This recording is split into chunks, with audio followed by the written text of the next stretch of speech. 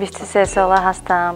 در ساحه فرهنگ جدای صنعت طولی 15 سال اینجا کار و فعالیت میبرم. وقتی که من این کسب را انتخاب کردم پدر و مادرم راضی نبودن. فقط میگفتن که عائله ما به صنعتکار نیست.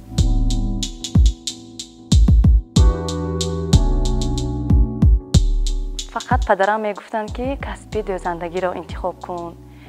بیا دخترم این کسب را دوام نده. آخر منتالیتی ما این را قبول نمیکنن، نمیفهمن. لیکن من تا آخر مبارزه بردم.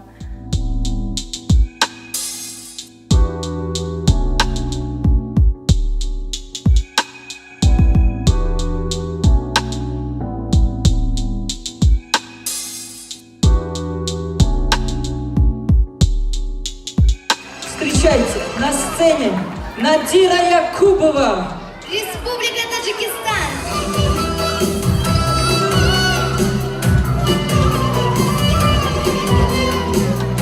حاضر باشد من در کار علمیم موضوعی که رشد صنعت رقص ملی تاجیکی است در عصرهای 20 و 21 مشغول هستم. من میخواهم که این رقص ملی خودم را به تمام تاجیکستان بلکه به تمام جهان معرفی کنم، هم علما هم تجربوی.